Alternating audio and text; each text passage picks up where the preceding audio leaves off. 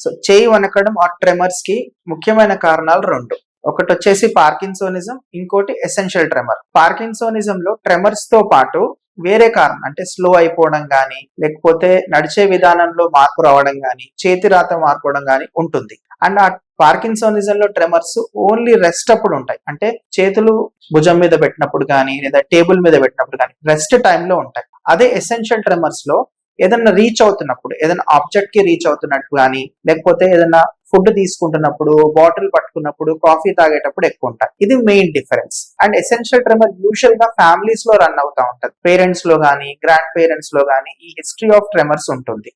ఇతర కారణాలు వచ్చేసి ఆ ఆస్తమాకి ఎవరైనా మెడిసిన్స్ వాడుతున్నారంటే వాళ్ళకు కూడా వణుకుడు ఉంటుంది. అండ్ నెక్స్ట్ థైరాయిడ్ కంట్రోల్ లో లేకపోతే కూడా వణుకుడు వస్తుంటుంది. అండ్ ఆల్కహాల్ విత్డ్రావల్ లో కూడా వణుకుడు ఉంటుంది. ఇవి ఇతర కారణాలు. ఎసెన్షియల్ ట్రెమర్ పెద్దగా ప్రమాదకరమైనది కాకపోయినా మన డే టు డే యాక్టివిటీస్ ని బాగా డిస్టర్బ్ చేస్తుంటుంది. సో మీరెవరైనా ట్రెమర్స్ తో బాధపడుతున్నారంటే మీ దగ్గరలో ఉన్న డాక్టర్ ని సంప్రదించండి. మీ ఎసెన్షియల్ ట్రెమర్స్ పార్కిన్సోన్స్ తెలుసుకోండి. దాన్ని బట్టి తగిన వైద్యం చేసుకోండి.